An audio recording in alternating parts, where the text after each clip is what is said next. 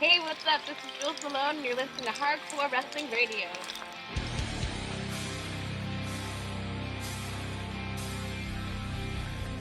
Hello everyone, welcome to this special edition of Hardcore Wrestling Radio. I'm the Shining Star, Rick Starr, and let me introduce my special guest. She is an indie wrestling sensation. She is Jules Malone. Jules? How's it going, Rick? It's going great, excellent. Let me introduce the rest of the panel here. First, he's my sidekick, he's my partner, he's the son of a bitch, Andy. Andy, how we doing? I'm doing fine, and I hope everybody else is too. And over from the CWA, he's Joseph Knight. Joe, what's up? Hey, how you doing? Nice to finally hear your voice. I know. How's it going, guys? It's deep in snow and freezing. Oh, tell me about it. We have the same problem here in Toronto right now. Enjoy some coffee milk. Same over here in Boston, Massachusetts. And from the West Coast, he's the Bay Area MVP, known as Will. Will, how we doing? It's cold, it's raining, and glad to be here. It's nice to meet you, Miss Jules, and you have a nice sweater on your Skype page, and it's a privilege to meet you. Oh, nice to meet you too. I forgot about that picture. Is it just me? But do you know when you bring someone on a call and they haven't answered the phone and you get them three little dots? Yes. I've got that on your picture. Oh, yet, really? Yeah, I'm talking to you, so officially you're not online. Am I dreaming this? It does that sometimes. Wake up, Andy. You're still dreaming. Skype being Skype. Yeah. And of course, that's from Lance Moss TV. He's the incomparable Lance Moss. Lance, what's going on? I'm doing pretty good. A little cold and wet down here in Memphis, but yeah, it's nice to meet you, Jules. Hey, pleasure. And then, of course, we have Ms. Jaque Schitt. Ms. Schitt, how we doing tonight? I am doing all right. Jules, it's nice to meet you. I've heard a lot about you over this past week. Oh, wow. Thank you so much. Now you can tell all your friends you do know Jaque Schitt. I do know Jaque Schitt, and I'm damn proud of it. And last but not least, from the Big Easy, he's James. James, how we doing? It's cold, but I'm doing fine. How you doing, Jules? Hey, pleasure. How's it going? Not bad here. And Rick, you forgot James's new title is the King of Divas. The King of Divas. Oh, okay. I thought he was James from riding on the bus, but that's for another time for another story. Then he got caught. Hey, I take the bus again. All right. Oh, you do take the bus. Okay. Oh. Whoops. We'll have to get your theme song back then, won't we? You know. No. The wheels on the bus go round and round. Yes. Yellow? It is. Well, I don't know. I don't know if is the buses. Well, a quick question, James. Are the buses down south yellow, or are they green, or what color are the buses? It's like it has the Mardi Gras colors, but it's mostly white. Okay. Well, let's get back to our interview. Miss Jules, welcome back to HWR. So, how long have you been wrestling? I've been wrestling professionally for just over 2.5 years. Excellent. Now let me ask you: have you ever decided to try out for the WWE? Have you ever or any other major promotion? It has crossed my mind, but it's not going to happen for a little while yet. I want to make sure I'm ready before I do anything. Okay. Now, when you right now, I know that most independent wrestlers, they usually have to have a side job because unfortunately the independents don't pay as much as the professionals. So, right now when you're not wrestling, what do you do for work? Do you have a side job or? Actually, I have a full-time job. I'm an executive assistant to the president of a hospitality consulting firm in downtown Toronto. I have 8 years of university. I have 2 degrees. 1 degree is in finance, and the other one is a CGA. And that's in accounting. Wow, so that's impressive. The reason why I don't go for a lot of the other things is that I know my job will pay more than most of the bigger promotions. So I honestly wrestle just because I love wrestling, and I just like to do it. It's like my weekend thing. You know what I'm saying? I get it. Yeah. So if you could pick one wrestler or any female, male, or male wrestler, who would you say is one of your big inspirations? Thank you. Okay, tongue-tied here today. I'm going to say it's like 50-50 between Stone Cold and The Undertaker. Excellent, excellent. Well, you know what? I'm going to pass things over to Ms. Jaque Schitt. She's got a few questions, and she, believe it or not, does not know a lot about wrestling, so I'm going to pass this over to her. All right, sounds good. Now, how do you see women in wrestling today? Like, where do you see their role in wrestling? I'm finding, depending on what type of promotion it's going to be on, I'd say like the more mainstream, like stuff that's on TV, I'd say, there's a lot more.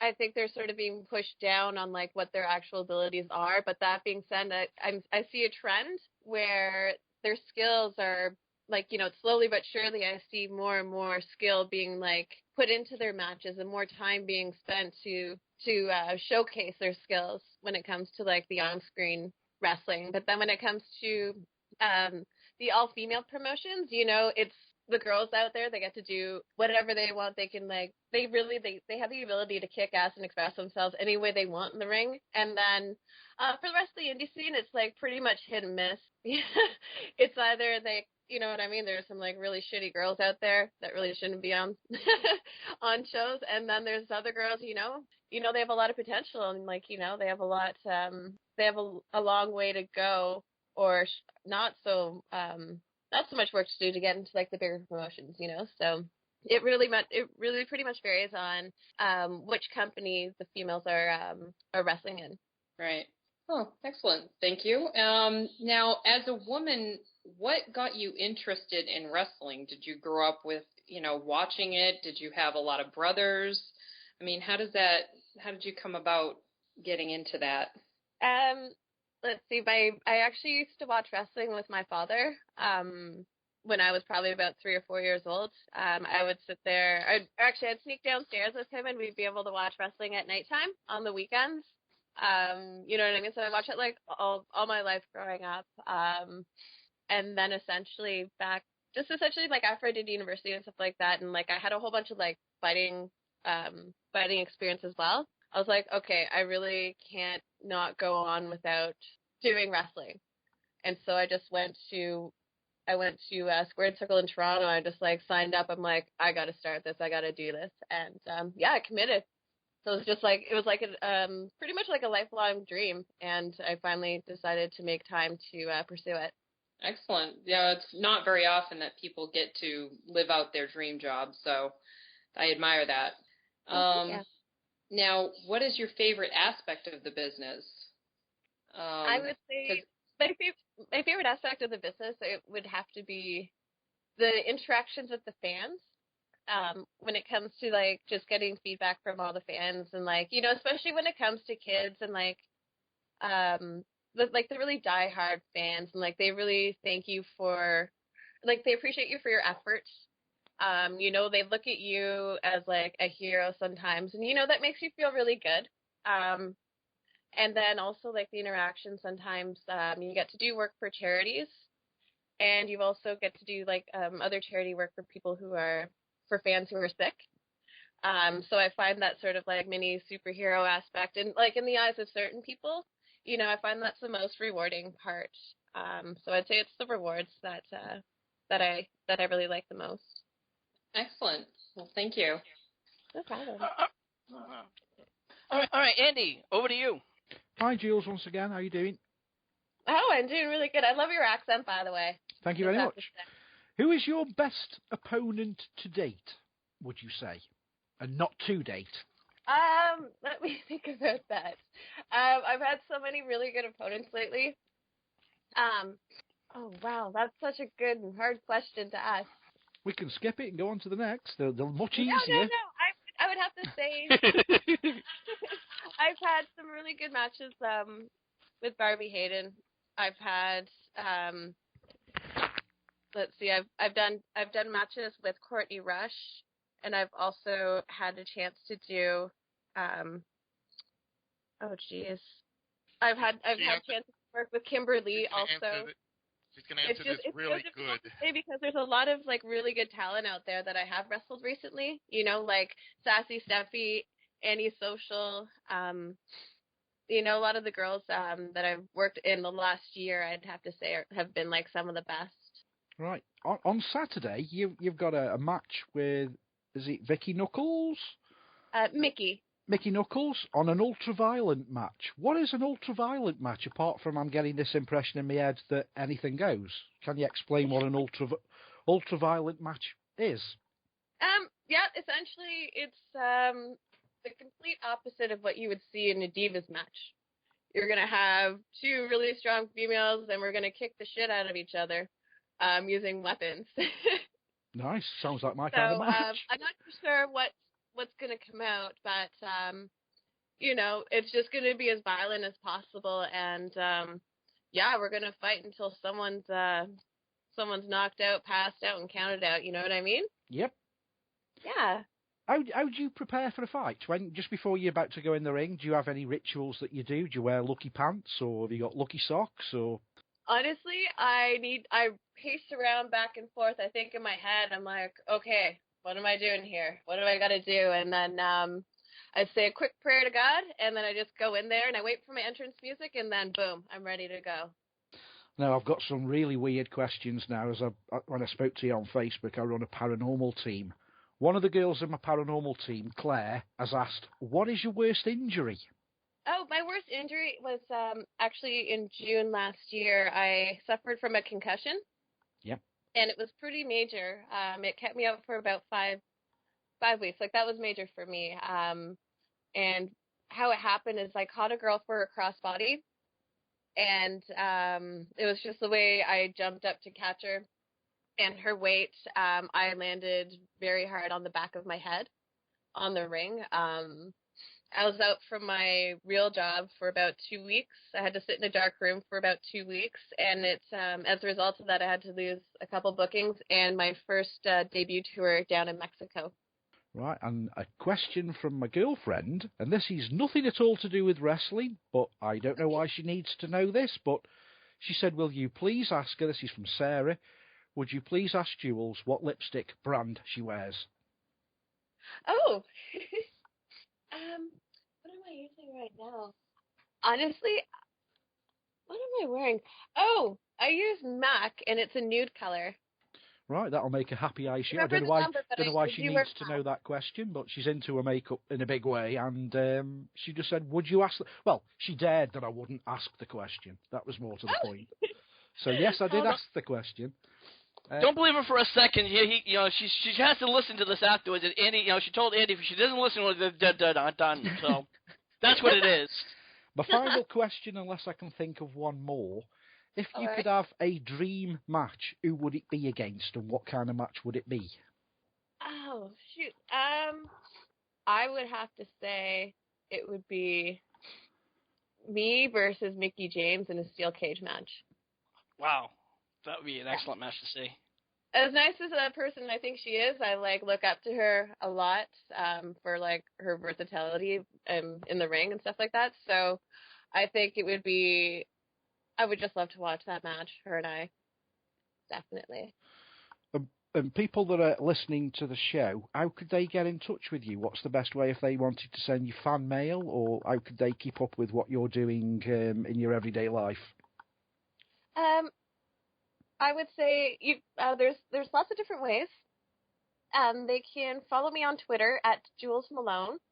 And then I have 2 profile pages on Facebook. I have fans of Jules Malone, if you just want sort of high level information on me. And then if you want a more intimate setting, I would say use my Jules Malone Facebook.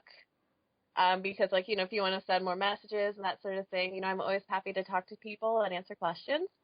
And then I also have my webpage, julesmalone.com. And then, if people ever want to watch some of my matches, they can just go onto YouTube and just search under Jules Malone. And there's about 7 or 8 pages right now of matches. So, there's a lot of ways to get a hold of me. Nice. And just one more question before I pass it on to the others. It's just come to my mind, but I've got it wrote down on my little sheet. Again, this is from Claire and Sarah. They want to know where you get your costumes from. Oh, actually, because I work downtown Toronto, I have access to a lot of the fabric stores down there because we're very close to the fashion district. So I myself have actually designed my gear, and then I I get my girlfriend. She will actually put everything together for me. So she'll sew it. It's my idea. I buy all the stuff, and then I'm like, blah, here you go. So it's all kept close to me where I get my gimmicks made.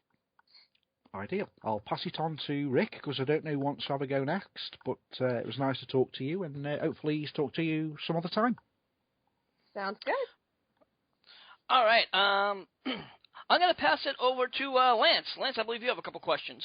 Yeah. Well, it's one and maybe a follow-up, but I'm sure you probably have heard about the whole CM Punk controversy that's going around. Oh yeah. Isn't that interesting? Do you think it's a work or a shoot? I'm gonna have to say it's really hard. You know what I mean? Because like I've also contemplated that as well. I'm just gonna have to go on the fly and say I think it might be shoot, but I don't know. At the same time, it's really difficult to say. Is it ever appropriate to actually walk out of a promotion just this way he has done possibly? Honestly, if there's enough reason for any professional to have just sort of like had it with a company, I think they have the right to walk. But it has to be for legitimate reasons. But I'm really interested to see what the actual reasons were. Have there been interviews with him recently or since then? No, so far CM Punk nor the WWE has really spoken, and I'm gonna be honest with you that's why I kind of think it's more of a work. I think it seems I think that CM Punk's just taking a break because he does get tired. And they do really work him many hours, and I think especially for somewhere who works for the WWE where Punk gets paid as much as he does, I think it's to someone to walk away would be kind of foolish because where do you go from there? You can only go down from that from the WWE. I understand from what you're saying. Anybody eventually would want to walk away. Other people have walked away from the company, but it just to walk away so close to the road to WrestleMania, it doesn't seem to fit. And he said nothing. No, you have a really good point there too because right before WrestleMania, he's gonna come back and then same thing, then it built a storyline. But I'm really excited to see what really is going on with that. I'll pass it over to you, Joe. Yeah. First, Jules, thanks for being on the show. Again, it's a pleasure to hear you. I do have a couple of questions regarding I'm a type of old style promoter that looks through all the talents and scouts various talents. And I've been watching some of your work recently. I've noticed you've done a lot of hardcore matches and a lot of male versus female matches, as well as regular women matches. Is there a preference that you like, or it doesn't really matter? Honestly, because I have I have this big fighting background where I introduce more aggression and stuff like that, I would say I do have a preference working the more hardcore style and then working with guys who are very tough. Okay. So, you know what I mean? As long as I find that I'm happier and I feel like I'm being challenged more when I'm working with people who are bigger and who are more experienced than me because that sort of sets the bar for me for next time, or it will completely benefit me when I beat them, of course. Don't get me wrong. But yeah, I just like being challenged, and I just don't like doing the same thing all the time. Okay. So I just find every once in a while I got to spice things up by working against a guy or being involved with a match that has a shitload of weapons. You know what I mean? Definitely, I understand. And again, I'm a very traditional promoter. I'm an old style 80s type promoter. When I book women to do matches or women wrestlers, I call them that, women wrestlers or lady wrestlers. What do you think of the titles that they've been giving the names of women wrestlers in various promotions? Of course, you got the WWE and the Divas, and in TNA they have Knockouts. What do you think about labeling them that instead of calling them what they used to call them, women wrestlers or lady wrestlers? I would have to say like regardless of what the company will decide to name the women's division, whatever it is, I think the more important thing is to see what kind of women they have in that division. So, you can call it, because like I work for companies that they say like, oh, it's the bombshells, this and that, like at the end of the day, we all know it's like male dominated with the fans. And so why not name it something that'll like be more appealing, but if you're being like, I wouldn't really be appreciative of being brought onto a roster that has like a whole bunch of like pretty much almost porn star girls just like rolling around doing whatever, So I think it's more so important to see like the quality of the talent in that women's division. Okay, so you're definitely not going to the WWE or TNA because we know they're women wrestlers are not women wrestlers. My last question for you, and again, I appreciate you taking the time. If you, when it comes to like where you like to tour a lot, what's the best location you like to work in that you get the most reaction? Do you like Mexico? Do you like staying in Canada? Do you get a good reception in the U.S.? Right now I'm finding I'm getting a lot of positive feedback and a lot of positive attention in both Canada and the U.S. But then going forward, I'm really looking forward to actually training and working in England, and then actually being able to make it down to Mexico this year. So it's just I'm happy working anywhere, as long as you know what I mean. It's not the same place all the time. Okay, well, we'll definitely have to talk about booking you for the CWA. So I appreciate it, and Rick, right back to you.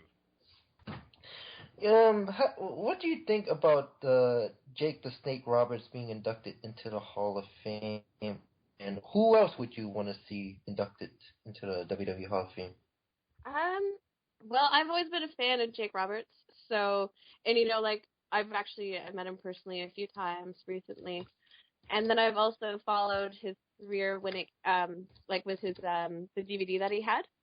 And after learning the true background story of Jake Roberts, I was more than thrilled to hear of him being inducted into the Hall of Fame. And then I guess I think I would actually really like to see Owen Hart be inducted, obviously because I'm Canadian, but also it's because the man deserves it. And I think we can all pretty much agree on that. Yes. Absolutely. By far, yes. Do you think that Chris Benoit should be in as well? I prefer not to comment on that. Okay. But it's a good question. But I don't think I'd be in the right place to comment on that. Okay. I have one more question for Jules. Have you ever considered, or have you wrestled in Japan? I have not yet wrestled in Japan. But that is definitely on my hit list. Like I said, I'm thinking that might have to be in the last quarter of this year or early next year. But that's definitely on my hit list. You said, how you do a lot of hardcore matches, and you're obviously a very pretty lady who would most likely, if anyone asked you, they would see you. You would fit more in the WWE Diva division. But yet, what drove you more towards the hardcore division? I would have to say I'm attracted to the challenge. I'm attracted to the danger. I'm attracted to like the weapons and blood, and just like when you're working in front of like a hardcore crowd, it's way more intense, and like you really find that you're really being backed up by the people there, because it's a completely different atmosphere, and so I find that's what makes it special, and that's the reason why I do it. Now, you're currently with the Hardcore Wrestling Road Trip promotion. How long have you been with that promotion? Last year, this would be the second time that they've had a show. They had a show last year, and so the one in April, that's going to be their second show. Do you have any other promotions coming up? Yeah, so let's see, this weekend, Like I said, I have WSU, and then I'm doing a charity show back in Canada when I get back. And then I have some shows for Conflict Wrestling, Death Proof Fight Club. That's March 23rd. Hardcore Road Trip. I'm doing the Greater Toronto Area Comic Con, and it'll be me and Jim the Anvil Nightheart will be the two wrestlers there, along with some other people doing the show. And then I have CCW bookings as well, and I know there's a few more, and then there's a couple more dates for Hardcore Road Trip as well, and Death Proof. But nothing has been completely confirmed. But that's pretty much it right now. Okay. And I believe Ms. Jaque Schitt has another question for you. Awesome. Now, people at your full-time job, do they know that you wrestle? Absolutely. I send out an email each time I have a really good match. The CEO and the president of my company, they know about it. My boss, he's very proper, and so when I said in the interview that I do professional wrestling, he countered back saying that he plays cricket. And I don't think he got it, but then when I had a concussion and I was like limping and stuff like that, he sort of got it. And actually his mom, she's in her 70s and she loves to watch my wrestling. It's really, really cute. Nice. The CEO, he's like, he's like a really proper guy. He'll be like, "What the fuck, Michelle? You don't say two words to me except from what work stuff, and I found out you're an up and wrestler." I was like, yeah. But, everyone's really supportive in my office, and, they just sort of learn to leave me alone, and they try not to make me mad. Yeah, exactly. Don't want to piss you off. The girl that knows how to use weapons, we don't want to piss her off. No. Now, do you work with clients? Yes, because I work with the president, I work very closely with the finance team, work with shareholders, bankers, lawyers, real estate agents. I manage his personal, all of his personal employees as well as overlooking the office. So, I deal with everybody, and it's, absolutely crazy.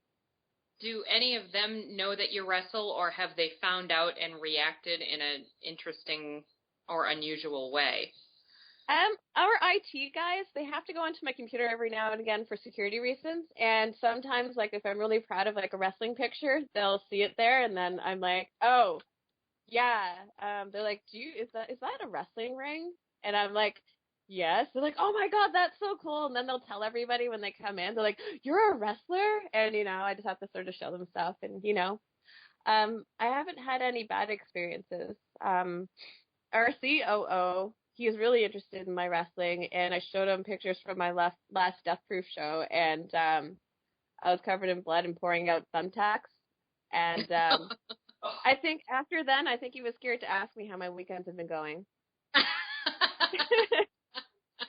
Oh, just spend some time at the beach as you come in with the concussion. Exactly. Well, that's great. Thank you. Thank you for answering. I have one question, Rick, if you don't mind. Absolutely, go ahead. Do you find it sometimes difficult or annoying when different promotions want to just use you for hardcore? Because I've dealt with workers who have just done hardcore, and for me, I kind of frown a little bit on hardcore. We do it, but it's not something I really go behind. But you hear stories from Balls Mahoney, New Jack, and all these other guys that's all they can do.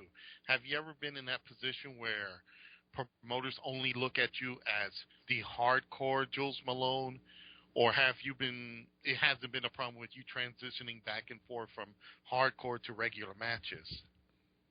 Honestly, I'm not experiencing any issues with that. Because a lot of the companies, because I've worked for so many different places, they know that I'm able to work full competitive lucha style matches. And then, if necessary, I'll just have to throw in some weapons there, or you know what I mean? I've worked 2 promotions as a champion for over a year for each one of them, and I never touched any weapons or did any hardcore there. So, you know what I mean? People will know that I do hardcore, but also everybody sort of, well, most people do know that I also work regular matches as well. Okay, thank you. Yeah, no problem. And then I also like, you know what I mean? I say on my Twitter, like you'll see like on like my profiles, you'll see a really good, it's like 60-70% is competitive style while the 30% is hardcore. Well, we do have one traditional question that we ask here on Hardcore Wrestling Radio. Do you have any weird or interesting road stories? Let's just see. I was doing the AIW Girls Night Out in Cleveland, Ohio, at the end of last year, and it was me, Xandra Bale, Jody DeMilo, Leah Von Dutch, and Jasmine. On our way back right after the show, it was pouring rain. Like, I've never seen it rain so hard, and we had to get across the border for, like, us to go to work the next day. So we're trying to get out, and then we ended up getting pulled over by a cop. We ended up having somebody hit the car, and then we got hit by a deer while we were driving. I don't even know how this happened, but there's 5 girls, and all of a sudden you hear, boom, ping, and then we're like, what the fuck is that? And we're like, oh my god. We're like, I think we just got hit by a deer, but the deer bounced off the car.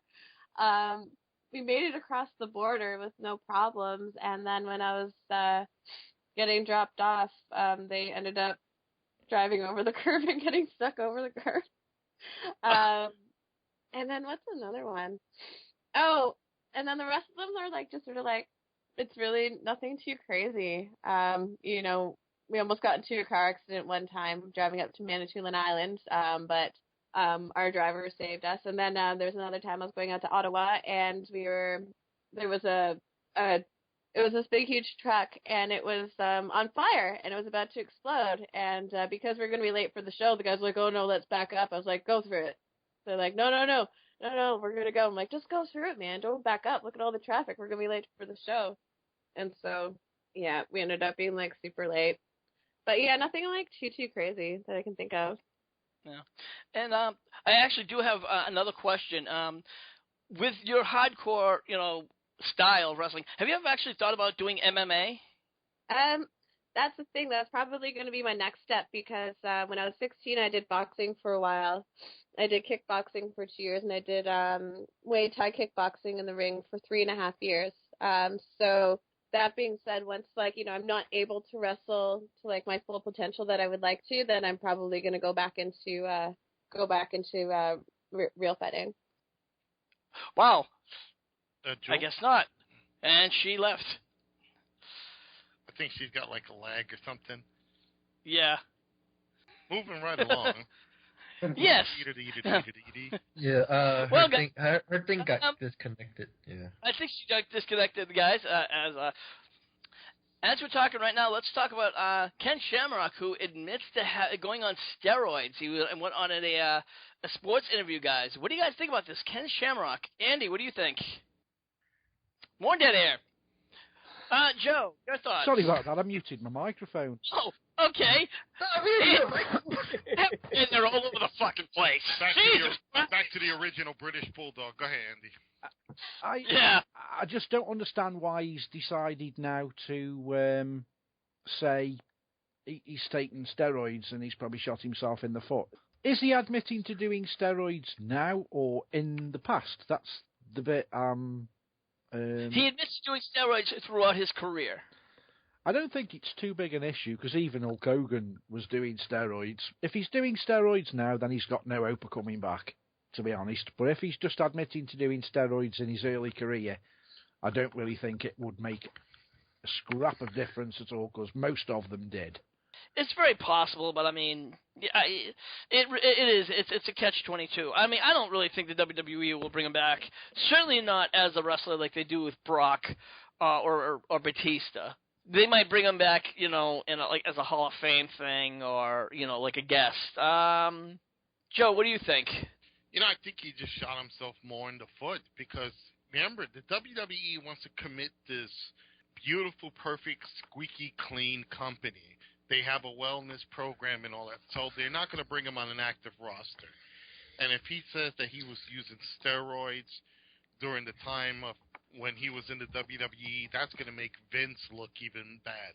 Even if Vince was passing it out in the locker room, publicly, nobody was supposed to be on the juice. So I think, he just shot himself double in the foot, he's going to find himself not being able to go to the major company. He's either going to make it into whatever's left of TNA or whatever else just Jarrett comes up. But I really, I think he's just doing it for attention. Welcome back, Ms. Malone. Thank you so much. Sorry about that, guys. It's no problem, no problem. Hey, Skype, and it happens. Skype can be a bitch, as we all say over here on HWR. So, Andy, I think you said you had a couple of questions for you wanted to ask. I forgot what I was going to ask now. Oh, jeez. Thanks a lot. Yeah. Well, you know what? Oh, when you're doing your hardcore matches, aren't you worried about damaging or causing injury to yourself, which might affect you if you do progress to the WWE? Because they obviously don't want someone that's Axel Rotten stroke Balls Mahoney scars with them going certificate PG. Doesn't that bother you at all? Honestly, the way I look at it is, I wouldn't be given the opportunity to be doing certain types of hardcore matches if it wasn't supposed to happen. So with that being said, I'm aware of all the risks, and I'm aware of the ramifications of when I do use sharp objects or when certain things happen. But then also I'm also fully aware of what I can do and what limits I have. And then at the end of the day, it's not like I'm getting any of these injuries or I don't have any scars, knock on wood, yet. But honestly, it's one of those things. It's if it's supposed to happen, it's supposed to happen. Things aren't put across my plate or put into my life that I can't handle. Yeah. So, you know what I mean? If it's meant to happen, if it's meant to be, it's meant to be. Does it bother you that most fans these days tend to know all the secrets of the wrestling industry, where probably 10 years ago, without the internet, no one was any the wiser? People used to say it's fake and nobody gets it, which we know is not true. It's not fake. It's predetermined. But does it bother you that people tend to know now that the match is a predetermined match? Does that bother you in any way, shape, or form? That I think the challenge with the mystery being taken out of professional wrestling and stuff like that is it now sort of makes us wrestlers responsible for being tougher, for being more athletic and more high risk, because then like I said, it's our job to entertain and to put on good matches for the fans who put their money and their time towards watching these shows. So, I'd say it's a good thing because that challenges us wrestlers to use our abilities to, like I've just said, have really good matches. So it's not too bad. Yeah, I mean, my personal opinion is, although most fans these days do know that it's a predetermined thing, if you can get the fans that hyped up that they are going to suspend disbelief and really believe that you are killing each other in the ring and no one's got a clue who's going to win, I think that means that you've done your job properly, because for those 10 or 15 minute matches that they tend to be these days, if you can get people to love you if you're a heel or hate you if you're love you if you're a heel. What am I talking about? Love you if you're a face or dislike you if you're a heel. If you can get that over and people know it's all, I hate using the word fake, but I'll use fake for now. If you can get it over to them for that 10 minutes that forget it's predetermined, it just goes to show that you're doing your job properly. Yeah, exactly. It's like that goes with what I said also. It's we need to, you know what I mean? When you have two different wrestlers facing each other, that's two completely different styles. And so, we need to be able to keep them on their toes. We need to show them that, okay, yeah, we are going 15 minutes, or this match lasts 15 minutes. This is real sweat. This is real blood that's coming off of us in the event that there is something like that. And then a lot of the times we end up showing off our our battle scars, our battle wounds. You know, like we get black eyes, like you know what I mean? We're bruised. We're covered in like bruises, and like like when we hit, and like I think that's sort of sort of adds to everything being more believable as opposed to what we've seen 10, 15 years ago. Like there is a huge difference. Are you one of those wrestlers that works out what you're going to do in the back room before you actually go out and do the match? Nope. Or do you call the match on the fly when you're there, when you're actually in the ring? Do you call it as it's taking part? I just go for it. I'm like, this is my match. Because, I don't really fall down for anything. I always put up a fight. I don't really let myself. And I know that. I don't let anyone or anything make me look weak. I know the last time we spoke, last time you were on the show, you said that you didn't mind fighting the males. Now I'm going to turn it round. Do you find that the males find it difficult fighting you as a female? Because if I mean, I've never done any wrestling in my life, but if I was fighting a male, I would not have a problem. If someone said, right, you've got to fight that female, I would find it really difficult to fight you the same way I would fight a guy. Do you find that happens with you when you're fighting guys in the ring, or? Not at all. Like a perfect example is let's see, a couple of weeks ago I did a show for Death Proof Fight Club, and I was in a 3-way title match against Shane Saber and Jesse Amato, and there was weapons, and like those guys, I started fighting each other, and I was standing there, I was being left out, and then pretty much I was just trying to break their jaws and be like, listen, let's dance, right? Yeah. And so once they realize that I'm hitting them hard, they're hitting me just as hard, and I'm being put in their corner, and you know what I mean? Like if I was like a weaker, like you know what I mean? If I was like a less intimidating person, okay, they'd be like, well, what is she doing in here? But I find that I'm being put in these types of matches because they know, like the guys know that I'm gonna hurt them, and like they're gonna get it, and they gotta be able to defend themselves against me. So I think that's sort of cool. And then like when I worked for Beyond Wrestling, like I had a good match with Eric Corvus. And, the guy is like way bigger than me, but I'm like picking him up. I'm smashing his head while he's over like my shoulders into like the wall. And then I'm giving him like Samoan drops, and I'm giving him Baldo bombs, and like, you know what I mean? And he's not taking it easy on me either. I was like, I was more busted up. Like, I find I get more busted up when I'm wrestling guys because, they learn a lesson that they got to hit me hard. Now, I have a question. How do you think the crowd reacts? Because again, how Andy was saying that fighting a woman, I'm sure in the wrestlers know it is what it is. But do you think the crowds may say, "My God, this guy is beating up a woman"? Because in society, it's looked down upon. Or do you think they just see it? They just take it as it's just a wrestling match? I would say because of. For like my matches personally, it's a fight. Okay. So, you know what I mean? A guy's gonna be okay. Like a lot of the guys I wrestled, they are like significantly bigger than me, and they look stronger than me. But when the crowd is seeing that I'm able to fight back using wrestling, using strikes, using submissions, or using weapons, whatever the case may be. They know that I'm able to defend myself, and I think I'm starting to make a name for myself that I am tough, and because there's evidence out there that, I'm fighting guys and I'm wrestling guys that are bigger. So I don't know what the case is with other girls. Maybe it's a completely different thing, but I've never heard any negative comments about my matches or people being like really, really worried. No. Now, I've noticed, like with working in independent wrestling organizations, the crowds are much smaller compared to like professionals, as far as like the WWE, which has massive amounts of crowds. How do you feel it is to have that kind of crowd reaction with the smaller crowds?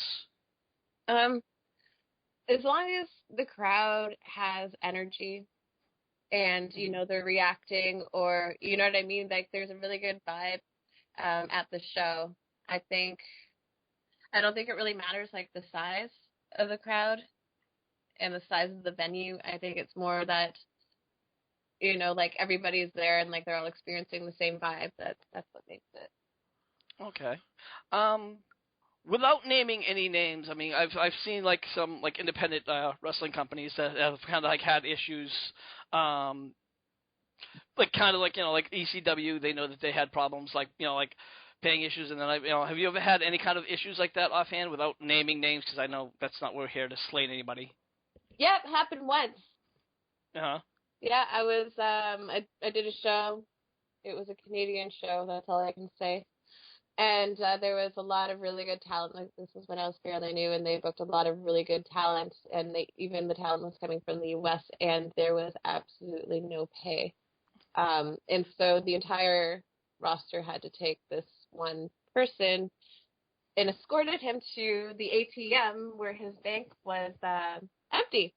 And then we had to deal with things like another way. But that's, you know what I mean? That's the only time that there's been an incident like that. Otherwise, I've had like no real problems. And then, you know, like I guess there's the odd time there's like people that'll say that you're booked and then they'll cancel last minute and then they'll do it repeatedly. But that doesn't happen all the time. But that's like another thing that happens.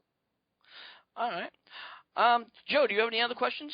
One question: are you planning to, in the future, are you going to be doing any tours of the U.S., like repeated dates or certain amount of dates? Right soon? now I have something that's going to be in California, and I think that's in August and September. And then with that, I'm probably going to get some. I'm still working with the Pero Poco in Mexico because I'm going to be doing training there, and then I'll be getting back.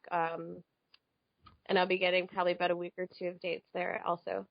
Okay. Well, what we usually do here, we usually do a new segment here. It's called You Don't Know Jack Shit About Wrestling. We'd like to know if you'd like to join us for the segment. Yeah. I'd love to. We are teaching Ms. Jack Shit about wrestling. So, Jack? Now, I know what I think a five-knuckle shuffle is. And it has to do something with self-satisfaction. But Rick has informed me that is not the case. Ms. Malone, I'm sure you know what an actual five-knuckle shuffle is. So who does, do you know what the five-knuckle shuffle is? Isn't that what John Cena does, putting his hand in front of his face? Correct, yes. Is that? It's the most lamest move in professional wrestling. Yes, it is. Yeah, it is like drop beats it, I think. Yes, it's the fist drop is what it is. He does that, and what about the airplane? Let's move on to I think that one's sort of weird. Is it? Yeah. The airplane spin? It's awkward. It makes you dizzy, and it's just weird. Well, move on to the next question. I think you have another question for us. We'll go on. Oh. Okay. Now, I was looking through some terms that he had written down, and I saw one. What is a lead ass? And I thought that was the guy on the front donkey. I think it's a lead ass, and it's a wrestling term. Joe, you might know. Oh no! Let's pass this off to our special guest, Miss Malone. Ms. Malone, do you know what a lead ass is in wrestling terms? I would have to. I don't know. I would say I think it's like sandbag when you sandbag someone. And this is a pretty easier one. Now I've seen some adult films and I know what a fluffer is, but I'm not sure what a finisher is. So if someone could explain that to me, that would be great. A finisher is something that used to happen in the 1980s, but by today's standards, I think everyone's finisher takes about 16 attempts before it is actually known as a finisher. It's normally a wrestler's special move that they do to win a match, but finishers aren't finishers anymore because I'm sick of seeing John Cena put his finishing move on about 8 times before people can't kick out anymore. So I don't know what you other guys feel, but finishers just aren't finishers anymore. And that's a question to take it directly to, from a wrestler perspective. Yeah. Jules, what do you think? Should a finisher be the finisher?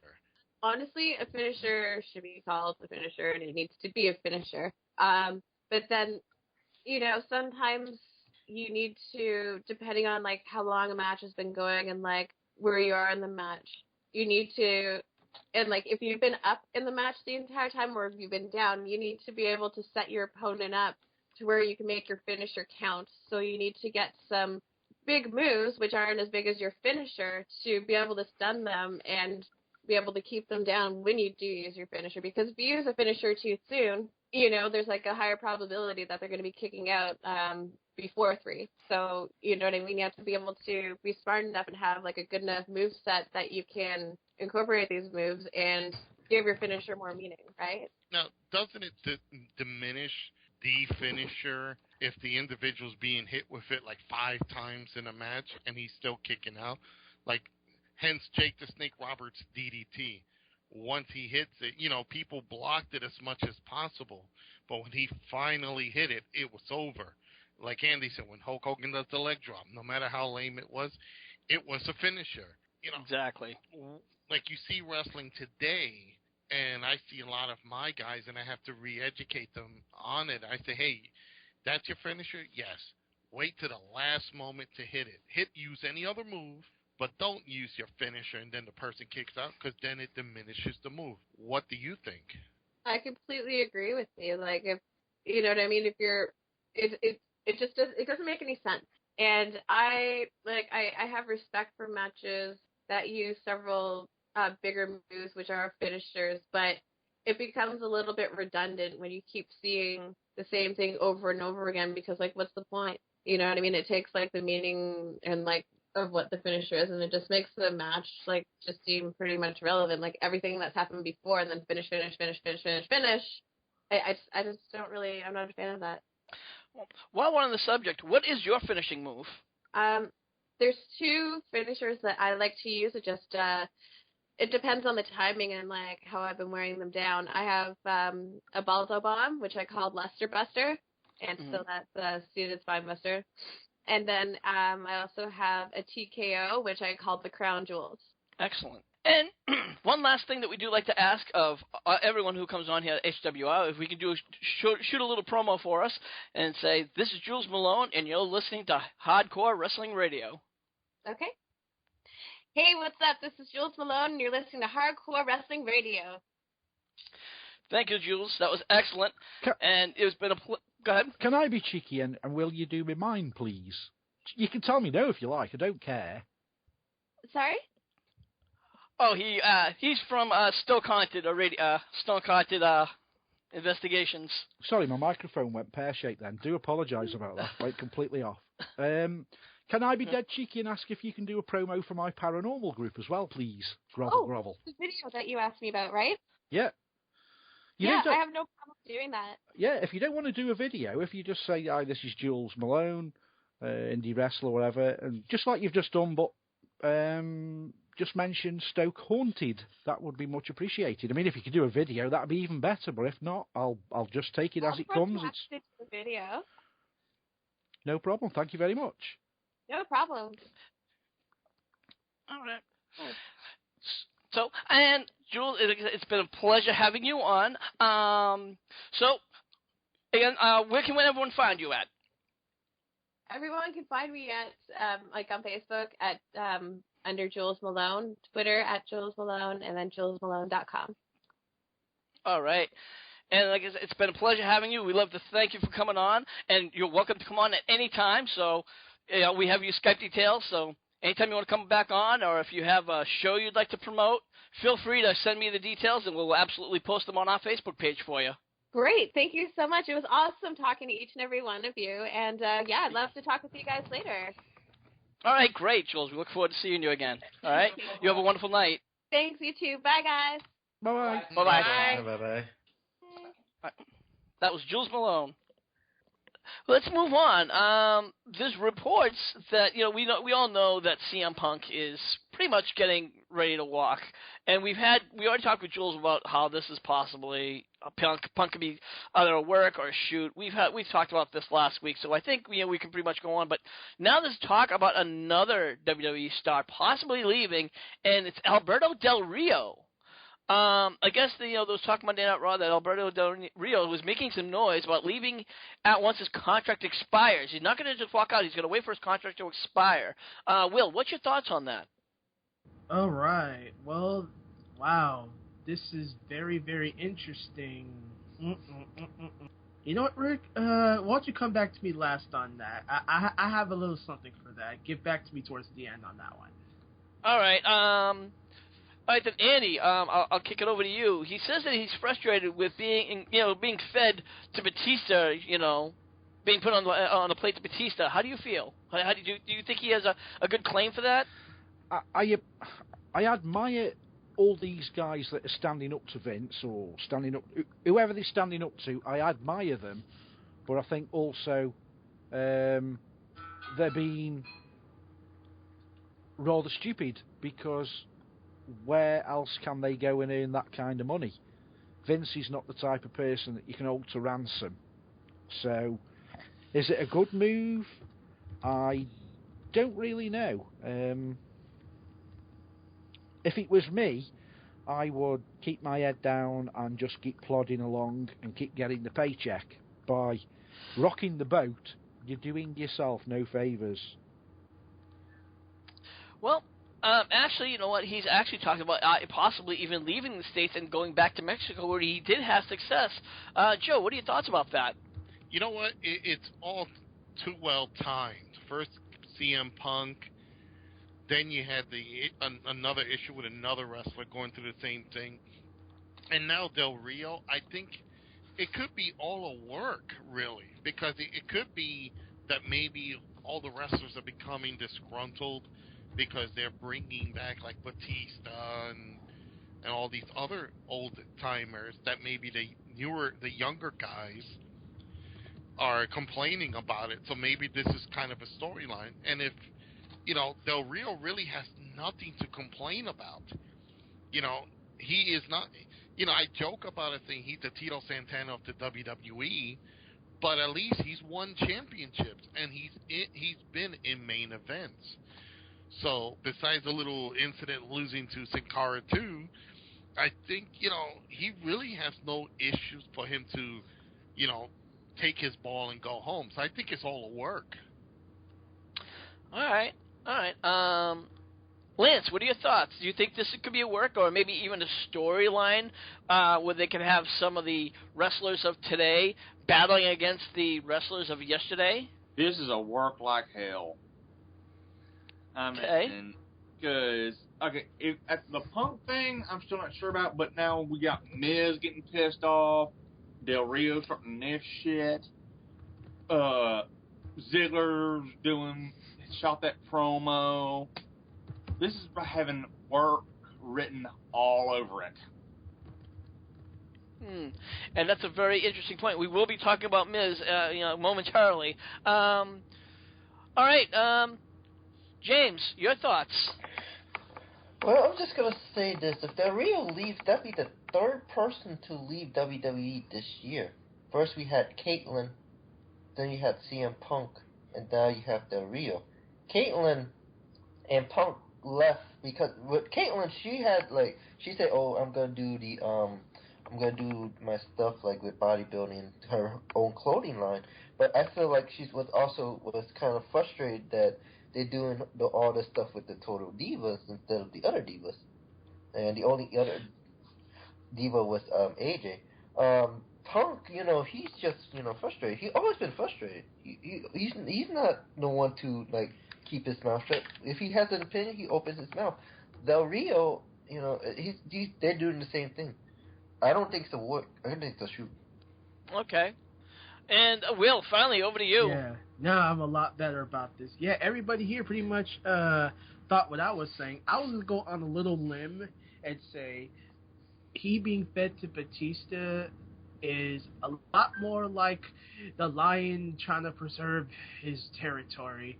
But, I mean, he did go from being one of the top stars in SmackDown, to being lowered down into this less of a man, I guess you could say. That's why he reported his frustrations and everything. And if he were to leave, like Dave said, then, it would just be the third person who's tired of the WWE's direction, and I wouldn't blame Del Rio, but I wouldn't see him going to TNA, so let's just cut that right now. He's not going to TNA. He will not be at Dixie Carter's doorstep. Forget it. He'll probably retire, go back to Mexico, and, he had a good career, but I will not see him in TNA. I'm sorry, I just don't see it. Come on, babe. Wouldn't you see ADR team with EC3? No. Oh, jeez. Yeah, I could have seen. And again, you look at Del Rio's record. See it, though. Del Rio's record compared to at least Miz and other people, he's held world championships and been in some very decent feuds, and he's been main eventing. So for him to say, okay, I don't want to work this guy, it's kind of again, it smells storyline. It smells like a shoot. It smells like a work. And who knows? It could be what happened what was it, Rick, last year when all the wrestlers walked out on Vince? Yeah, it could be something very similar. It's very, very close to that. But what they're doing now is, rather than doing all at once, they're doing it one at a time. So we could be seeing something just like that. It seems very, very similar. While we're talking about people walking out, we did, Lance did bring up a good point. I just had an idea. What's that? He isn't letting these guys get like CM Punk. When you think about it, CM Punk, who's a pretty massive star, Del Rio, semi-massive star, probably Christian's getting a bit brassed off and he might move. Yeah. Do you think they will go and poach their way to TNA, and that's going to be Vince's takeover by letting his top boys go in their company and raping them from inside? Doubt it. You know what? What a storyline for somebody out there. I'm going to be honest with you. Even if CM Punk left WWE, he would not go to TNA. I think he would, just to piss off Vince and piss off the skeptics. I don't think everyone says he is Ring of Honor through and through. If that guy goes back to Ring of Honor, and I'll say it on the show, he's a knob. He is a complete knob, because Ring of Honor has got nothing anymore. Ring of Honor is a joke company. But you know what, though? I hate to say it, at this point, so isn't TNA. TNA financially would not be able to afford Punk. Punk would make his money by doing indie shows. Wouldn't you agree, Joe? Absolutely. I hate to say it, but... Absolutely, and I agree with Rick. TNA could not offer him a huge contract. What Punk... And let's face it, Punk has enough money that he could take a year off and not be hurting. And he could, if he wanted to make some extra money on the side, once or twice a month he can hit an indie show, ask them for $15,000 or $20,000, and there's a lot of mark promotions out there that will pay that just to have CM Punk on their thing. Would they all go to TNA as a faction saying we're invading? Dixie Carter doesn't have that money. And I personally don't believe Vince is going to send his top guys to bankrupt a company that has zero meaning. Well, unless, of course, MVP will bankroll them. Yeah.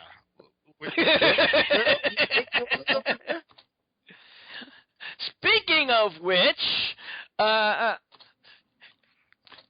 Bay, what do you think of MVP being on TNA? No, I'm on TNA. That's an imposter. Okay, let's get that straight. How can we get cut sooner? I don't know. But no, let's be honest. I mean, even before MVP came to TNA, I always thought that somewhere down the road, and Joseph's probably going to be disappointed at this when he goes to sleep, that having an indie team like the Wolves would come in would be a shock. But MVP after that, I mean, you just got to wonder, is TNA finally taking note? Is somebody in upper management not listening to Dixie? Did somebody get off the train?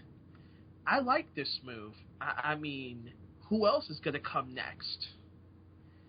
Despite Dixie trying to be her little, I got the power, I got the money, I don't care what you know. This is a full of crock. But as far as I'm concerned, I like this move going forward. I mean, we'll just have to see how it progresses. But I like this move. It's going to intrigue the fans by far. But right now, Dixie's probably drinking up the ass, asking herself, why this? Why this? Aww. But I like it overall. I really do. Andy, this is obviously storyline driven, not obviously legit, as MVP is more of a wrestler, as we all know. What do you think of the storyline? When I saw MVP come out, I was gobsmacked. And then after I'd got over being gobsmacked, I thought, of all the people they could have picked, MVP, he's not someone I would think was a multimillionaire that could bail them out of the SH1T. I'm sorry, if it had been somebody else, I could have gone with it as being legit, but it's just a joke. MVP was nothing when he was in the WWE. At best, he was a mid-card. Fantastic talent, wasn't used to his potential, pretty much like William Regal. But in the WWE's eyes, he was nothing. I don't imagine him making any more than probably $100,000 a year, which is a lot of money, but by WWE standards, it's nothing. Okay. I bet he's never earned $1 million in his career. And now he's supposedly got more money than Dixie Carter and going to bail her out the shit. I bet Dixie Carter's got more money in her purse than he's got in his bank account. It's very possible. Joe, let me ask you this. We know that this is more storyline driven. We know that it was to more smack the face in Jeff Jarrett. But getting back, do you think that this could actually help TNA by getting Dixie Carter off the mic? You know what? The concept is good. The individual they picked was wrong because he brings no credibility to TNA. He's not a megastar. He's not someone that for a fact he's probably in the corner selling his 8x10s with Lonely Virgil. I think it's just a cheap move that they just brung out a name, and when they're not a very good name, to say that he's the investor. If they would have took the time and got someone like, even Ted DiBiase Sr., that's the new investor. He's a $1 million man. He comes out with Virgil. Then you could show some credibility. Then you could say, okay, well, the guy's legitimately, supposedly rich. You could have found someone really, really rich and who's famous. And it doesn't have to even be a wrestler. It could have been anybody. Bringing MVP just does nothing for me. The thing is, him being an investor, he's lucky his gold chains are worth $10. To me, I think they're trying to move Dixie away, but I don't see it happening with MVP. I'm sorry. To me, it screams two words. And it's not what DX says. It's Charlie Brown, good grief. Wow. James, what are your thoughts about MVP coming to TNA? Yeah. Good or bad? I think it could be a good thing, but I just don't like it as him in the investor storyline. I think they could have done a little better for him. But, I have to see more of this before I make a correct judgment, because I don't want to jump and say, this is a bad move. I just have to see it. And Lance, over to you. I'll keep it simple. 6 words. At least it was not Tito. And we know how you feel about Tito. Well, let's get on to one of our segments that we've been doing for quite some times. And, of course, this is the Lance Moss controversies and scandals. Lance, what do you got for us? Well, Charlotte Flair, or as her real name, Ashley Flair, has an assault charge. Hooch smack. Ric Flair's daughter, Ashley, was arrested on September 5th, 2008, for assaulting a police officer. The incident occurred after the police were called to a fight involving Flair, Ashley, and her boyfriend. So, okay. You guys thought? Did she walk around the house going, woo, woo, and taking off her blouse and stepping on it? And dropping an elbow on it? Yeah, I was gonna say, yeah, they had to drop an elbow. They don't stomp on it. They drop an elbow or a knee on it. All I'm gonna say is it's Flair being Flair. Woo. Elbow jacket. Yeah. And the jeans apparently have that rage. I guess we could say that the apple doesn't fall too far from the tree. Would you agree on that one, Andy? Yeah. I just think you're doing anything for publicity, to be honest. Yeah, but I mean, slapping, but assaulting a police officer, wow. It's just, crazy, crazy, crazy. Will, your thoughts? Just like James said, it's just Flair being Flair. Anything that trades off the Flair name, you'll see it in news or anywhere on a dirt sheet. Woo! Do you know how different words keep getting in the dictionary? Year after year, they put new phrases and new words and different meanings. In about 4 years' time, mentioning the word Flair will be another word for shit. Oh, jeez. Or I've just put my foot in a dog flare. I'm up to my neck in Flair. Because everything that guy touches turns brown. You know what? And let me chime in on this real quick. Here is a man who entertained us through the 70s and 80s and 90s. You had Hulk Hogan as the face of sports entertainment. Ric Flair was the face of professional wrestling. And he had everything. He had memorable feuds. He was the only world champion to battle every challenger around the world, even in different promotions. And for him to be, the jet flying limousine ride-in and the whole motto, for him to be that high up, to be the way he is now, it's an utter disgrace.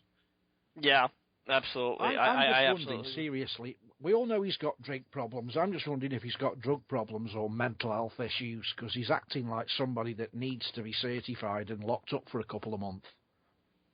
Yeah. As my dad always said, Ric Flair is the most unluckiest person in the world, and my dad always used to say, not about Ric Flair, he used to say it to people in general, but I'll use Ric Flair. If Ric Flair fell in a swimming bath of tits, he'd come out sucking his own thumb. On that note, guys, I think we are going to wrap this edition of Hardcore Wrestling Radio up. Be sure, for those of you who have any questions, we do have a new shout-out coming out. So if those of you want to be a part of the shout-out, put your name in the comments in the comment section below, and then you will be on our shout-out on the following show. Andy, where can we find you at? Yeah, you can find me at www.stokehaunted.com, or you can find me on Facebook under the same name, and you'll find my personal profile on there as well. All right. Joe, as always, thanks for coming on. Where can we find you at? You can find me at Facebook on the Classic Wrestling Association, on Twitter at Pro Wrestling CWA, on YouTube, our channel is CWA Classic Pro, on Instagram also at Classic Wrestling Association, and finally, I'm trying to catch my breath here, at our website at ClassicWrestlingAssociation.com. And Ms. Schitt, as always, thanks for coming on. that sound. Jaque. Jaque. I'm sorry, I'm not French. Jack. You have to call it Jaque. Like, Jack. Jacques Rouget. Jack. Where can we find you? I'm always hanging out over in Zello, and you can find me there.